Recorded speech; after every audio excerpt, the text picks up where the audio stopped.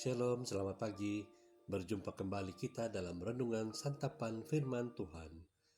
Hari ini 17 November 2023 bersamaan hari Jumat. Pembacaan hari ini diambil dari Injil Lukas bab 17 ayat 26 hingga 37. Pada suatu ketika, Yesus bersabda kepada murid-muridnya, "Sebagaimana halnya pada zaman Nuh, demikian pula lah halnya kelak pada hari-hari Anak Manusia. Mereka makan dan minum, mereka kawin dan dikawinkan, sampai kepada hari Nuh masuk ke dalam bahtera. Lalu datanglah air bah dan membinasakan mereka semua. Demikian juga seperti yang terjadi di zaman Lot. Mereka makan dan minum, mereka membeli dan menjual, mereka menanam dan membangun. Tetapi pada hari Lot pergi dari Sodom, turunlah hujan api dan hujan belerang dari langit, dan membinasakan mereka semua. Demikianlah halnya kelak pada hari, di mana Anak Manusia menyatakan dirinya. Barang siapa pada hari itu sedang di peranginan, di atas rumah, dan barang-barangnya ada di dalam rumah, janganlah ia turun untuk mengambilnya. Dan demikian juga orang yang sedang di ladang, janganlah ia kembali. Ingatlah akan istri Lot. Barang siapa berusaha memelihara nyawanya, ia akan kehilangan nyawanya. Dan barang siapa kehilangan nyawanya, ia akan menyelamatkannya. Aku berkata kepadamu, pada malam itu ada dua orang di satu tempat tidur. Yang seorang akan dibawa, dan yang lain akan ditinggalkan. Ada dua orang perempuan bersama-sama menghilang. Yang seorang akan dibawa, dan yang lain akan ditinggalkan.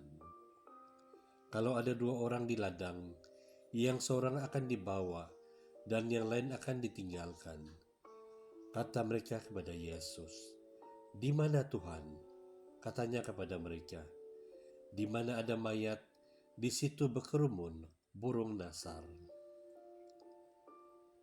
Injil Tuhan, terpujilah Kristus. Saudara dan saudari yang dikasihi Tuhan, kebiasaannya anak-anak di rumah sangat menanti-nantikan kepulangan bapaknya dari kerja setiap hari.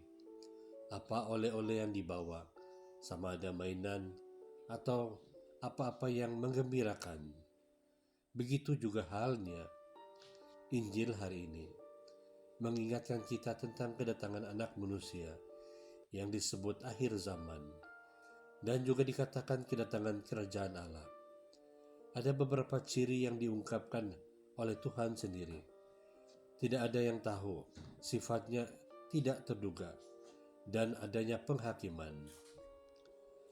Oleh itu, kita diminta untuk peka dan berjaga-jaga akan situasi ini.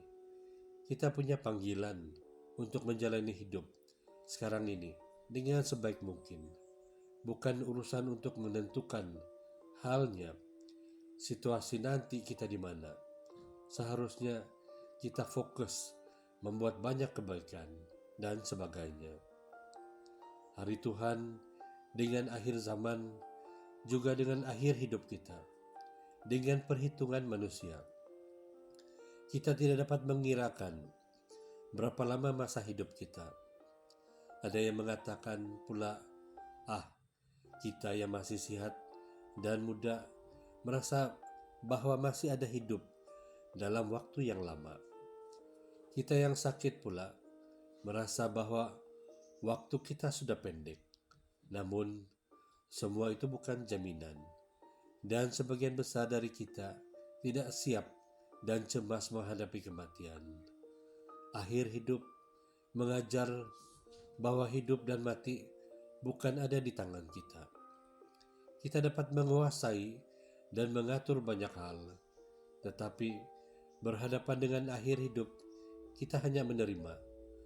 Akhir hidup mengajarkan kita menggunakan waktu sebaik mungkin bersama orang-orang yang kita kasihi, keluarga, komuniti, maupun gereja yang kita layani. Saudara dan saudari yang dikasihi Tuhan, setiap hari kita punya pilihan. Jika kita hidup setiap hari dengan penuh kasih, kita tidak perlu takut mati. Akhir hidup juga mengajarkan artinya harta surgawi yang kita bawa, yaitu iman, harap, dan kasih yang kita letakkan kepada Yesus. Tuhan memberkati kita semua. Kemuliaan kepada Bapa dan Putra dan Roh Kudus, seperti pada permulaan, sekarang selalu dan sepanjang segala masa. Amin.